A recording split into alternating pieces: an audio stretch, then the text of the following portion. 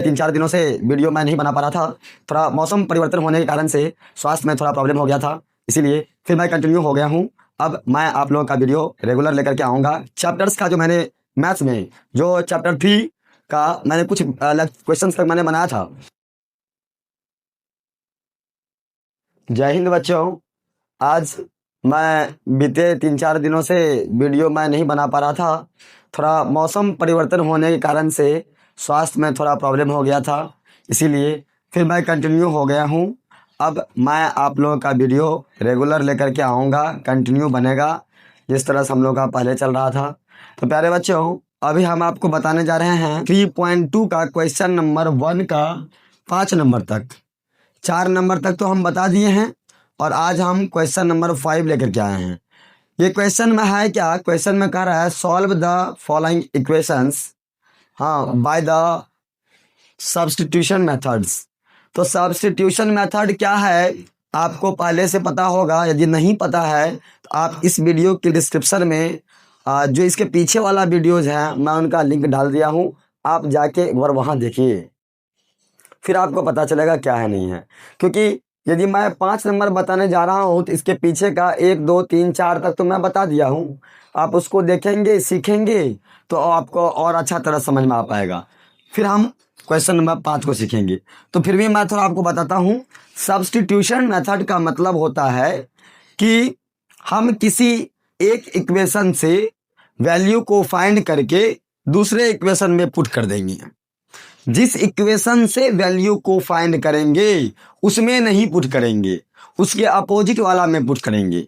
यदि मान लीजिए कि चैप्टर्स का नाम है pair of linear equation in 2 variables और 2 इक्वेशंस दिए रहेंगे, इक्वेशन 1 और इक्वेशन 2।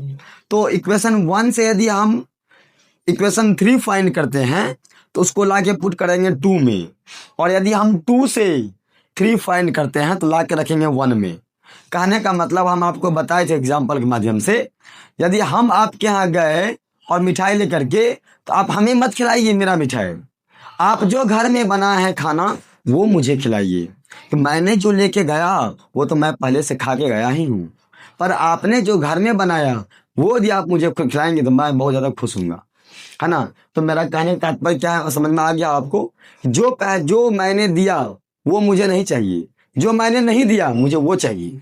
कहने का मतलब कि यदि हमने इक्वेशन 1 से फाइंड किया है इक्वेशन 2, इक्वेशन 1 से फाइंड किया है इक्वेशन 3, तो हम उसको ला के पुट करेंगे 2 में। और यदि हम इक्वेशन 2 से फाइंड किए हैं इक्वेशन 3 तो हम उसको ला के पुट करेंगे इक्वेशन 1 में। यानी कि लेकिन जिससे निकालेंगे उसमें नहीं रखेंगे, उसमें नहीं। हाँ, अब समझे ध्यान से। जैसा कि मैंने यहाँ लिखा है फ्रॉम इक्वेशन 1 वी गेट, तो हम यहाँ पे इक्वेशन 1 से निकालते हैं। इक्वेशन 1 मेरा क्या है?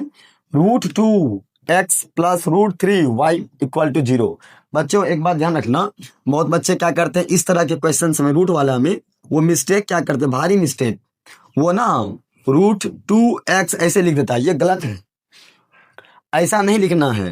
क्योंकि यदि वेरिएबल्स के ऊपर में रूट लग जाएगा ना तो फिर वह इक्वेशन नहीं हो सकता है। तो फिर ये टर्म का कोई वैल्यू नहीं, इस टर्म का कोई वैल्यू नहीं होगा। इसीलिए वेरिएबल्स के ऊपर रूट नहीं लगेगा। यदि आप ठीक से नहीं पढ़े हैं तो अब क्लास 9th में एक चैप्टर्स है पॉलिनोमियल्स, जाके पहले उसको अध्ययन कीजिए अच्छी तरह से, तब आपका कंसेप्ट पूरा क्लियर होगा। उसमें क्लियरली बताया गया है इस बात के बारे में, ठीक है।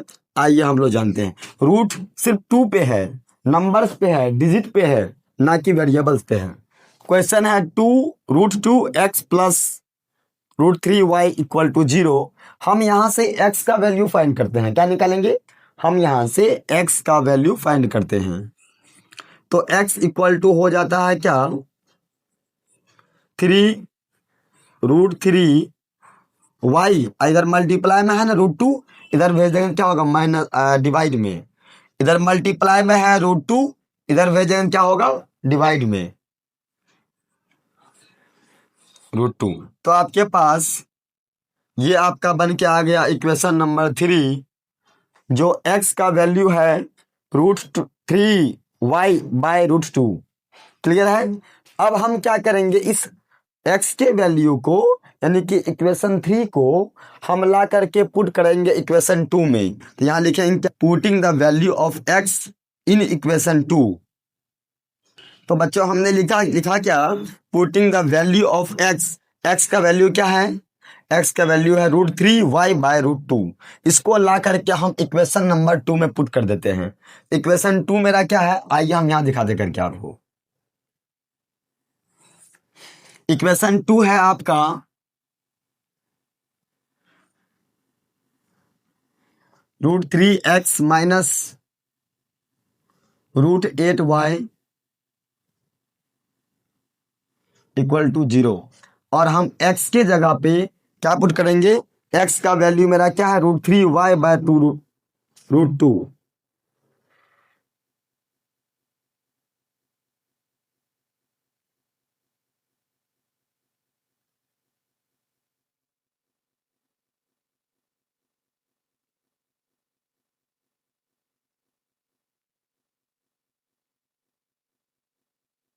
मैंने कर दिया।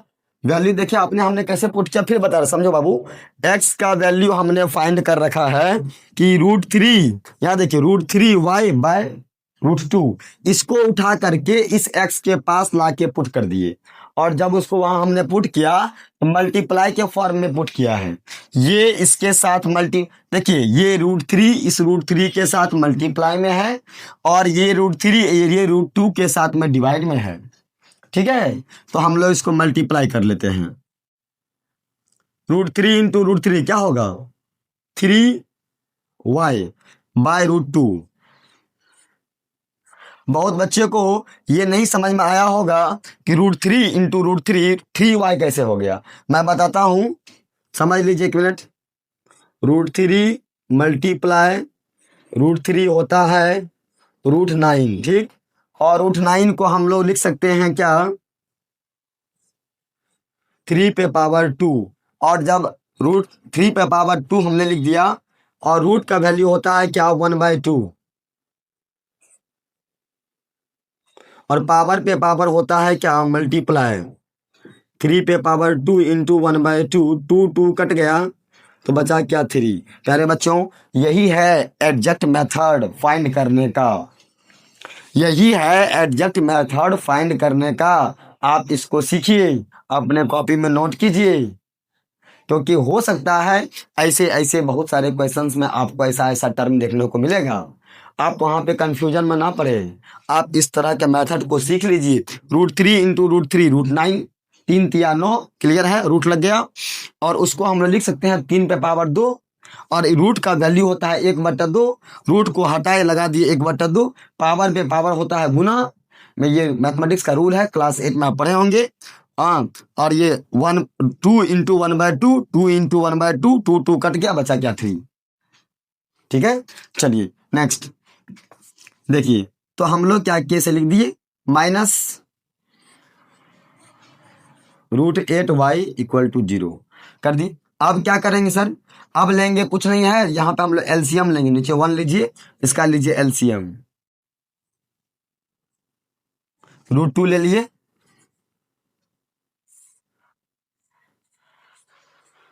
हाँ, अब ये √2 को √2 से डिवाइड करेंगे, इससे इसमें डिवाइड करेंगे, क्या होगा, आंसर होगा 1। यहाँ पे क्या उतरेगा 3y माइनस, इसको इससे करेंगे तो हमारा क्या हो जाए √16। ठीक है, हमने ऐसा कर दिया। अब हम क्या करेंगे बच्चों, अब समझिए ध्यान से। ये जो मेरे पास √16 है, यदि हम इसका रूट निकालेंगे 16 का, √16 का वैल्यू क्या होता है 4 होता है। तो आप यहां कर दो क्या,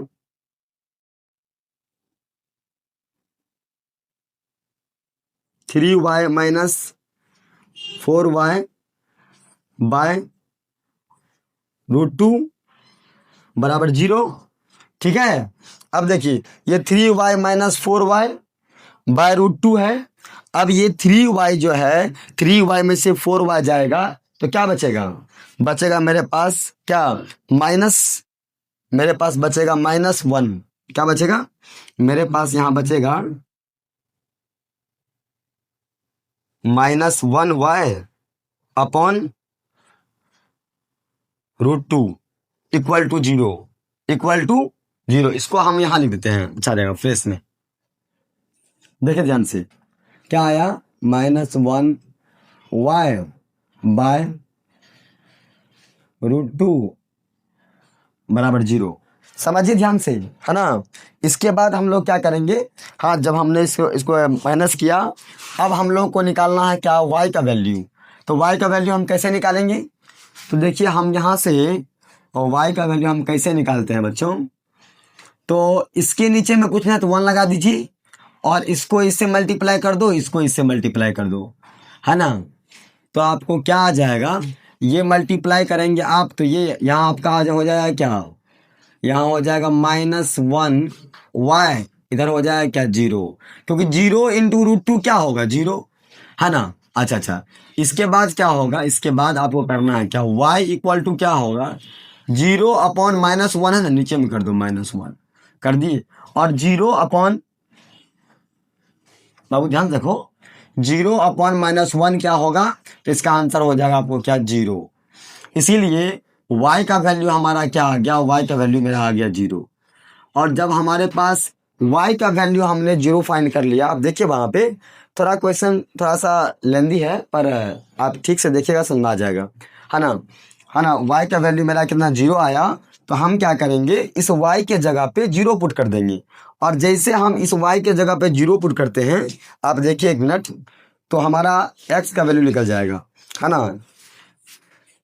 हम x equal to √3 into Y का वैल्यू जीरो अपॉन √2, तो ये मल्टीप्लाई हो जाएगा, तो क्या हो जाएगा, 0 अपॉन √2 इक्वल टू क्या हो गया, जीरो। तो प्यारे बच्चों, मुझे यहाँ से x का वैल्यू आ गया जीरो और y का वैल्यू आ गया जीरो। हम आपको एक बार फिर से रिकैप कर देते हैं, क्वेश्चन को समझ लीजिए, आपको समझ में आ जाएगा। क्वेश्चन में दिया हुआ इक्वेशन 1 इक्वेशन 2 इसको बनाना है सब्स्टिट्यूशन मेथड से, ठीक है। आइए देखते हैं। तो मैंने क्या किया, पहले लिया है यहाँ पे क्या, मैंने पहले यहाँ लिया है हाँ √2x + 3√3y इक्वल टू 0। इससे हमने x का वैल्यू फाइंड कर लिया, जैसा कि आप यहाँ देख रहे हैं। इससे मैंने यहाँ x का वैल्यू फाइंड कर लिया, x इक्वल टू मुझे आया है इतना √3y बाय √2। क्लियर, ये मेरा इक्वेशन 3 है। इस इक्वेशन के वैल्यूज को मैंने क्या किया, इक्वेशन नंबर 2 में लाके पुट कर दिया। ये मेरा इक्वेशन 2 है, देखो ध्यान से यहाँ पे √3x -√8y इक्वल टू 0। इसमें मैंने ला करके इस x के वैल्यू को पुट किया है, देखिए गौर से, यहाँ पे मैंने पुट किया कर दिया। जब मैंने यहाँ इसको लाके पुट किया प्यारे बच्चों, तो पुट करने के बाद हाँ √3 ब्रैकेट लगा करके हाँ x का value √3y bye √2 -√8y equal to 0। फिर मैंने इसको जब सॉल्व किया तो कैसे सॉल्व किया, 3 इंटू √3 होगा 3y अपॉन √2, और फिर ये √8y बाय 1 मैंने कर दिया। फिर मैंने इसका लिया एलसीएम, ये 1 और 2 का, ये 1 और ये 2 का, √2 का मैंने एलसीएम लिया। एलसीएम लेने पे आया √2, और √2 जब आया फिर मैंने क्या किया, इससे इसमें डिवाइड किया। जब इस √2 को √2 से डिवाइड किया तो आंसर आया 1, और 1 को मल्टीप्लाई किया 3y से तो आया 3y। फिर ये 1 से मैंने डिवाइड किया √2 में तो आंसर आया √2। √2 को मल्टीप्लाई किया √8 से तो आंसर आया कितना, √16, और √16 जो है वो 4 का रूट है ना, तो 4 का है। तो मैंने क्या किया, √16 y के जगह पे मैंने लिख दिया 4y equal to 0 upon 2 √2 upon √2। फिर मैंने क्या किया, √3y में से 4y चला जाएगा तो बचेगा 1, क्या बचेगा 1y बाय √2। अब इसको मैं यहाँ ला के लिखा हूँ, और इसके बराबर में क्या है 0 अपॉन 1, मैंने 1 कर दिया नीचे में, और क्रॉस मल्टीप्लाई कर दिया। इसको इससे मल्टीप्लाई किया और इसको इससे मल्टीप्लाई, क्रॉस मल्टीप्लाई करने पे √2 को गुना करेंगे 0 से तो आंसर होगा 0, और -1y को मल्टीप्लाई किए 1 से तो आंसर आया -1y। अब हम क्या किए, इधर मेरे पास मल्टीप्लाई में है -1, इसको भेजा मैंने डिवाइड में तो आ गया 0 अपॉन -1, आज जब इसको डिवाइड किया तो आंसर आया 0। तो यहाँ से आपको आपका y का वैल्यू फाइंड हो गया। और उसी y का वैल्यू को ला करके मैंने क्या किया बच्चों, इक्वेशन नंबर 3 में, इसमें इक्वेशन नंबर 3 में आप 1 में रखो 2 में रखो पर 3 में रखो ज़्यादा आसान होगा। 1 में रखो 2 में रखो पर 3 में रखो ज़्यादा आसान होगा। मैंने क्या किया 3 में ला के पुट कर दिया और 3 में y के जगह पर रखा 0। तो √3 इंटू 0, √3 इंटू 0 इक्वल टू 0। हाँ 0 हो गया और बाय √2। और जब 0 अपॉन √2 तो value is 0, then x equal to 0, then y equal to 0। प्यारे बच्चों आपको ये क्वेश्चन समझ में आ गया होगा। रूट वाला क्वेश्चन है, x का वैल्यू 0 है, y का वैल्यू 0 है। आप अपने कॉपी में इसको राइट डाउन कीजिए और इसको कॉपी में लिखिए। एग्जाम्स में ऐसे क्वेश्चंस पूछे जा सकते हैं, इसकी 90% चांसेस है, क्योंकि इस तरह के क्वेश्चंस में बच्चे कंफ्यूज हो जाते हैं रूट वाला में। इसलिए आप इस क्वेश्चन को लाइन बाय लाइन करके अपने नोट कॉपी में लिख लीजिए। इस तरह से गया है, फिर यहाँ से यहाँ, फिर यहाँ नीचे है, ठीक है। फिर आपको कहीं समझने में दिक्कत होगा तो आप वीडियो को रिकैप करके दोबारा चला के देखिए। फिर मिलते हैं नेक्स्ट वीडियो में। जय हिंद, जय भारत।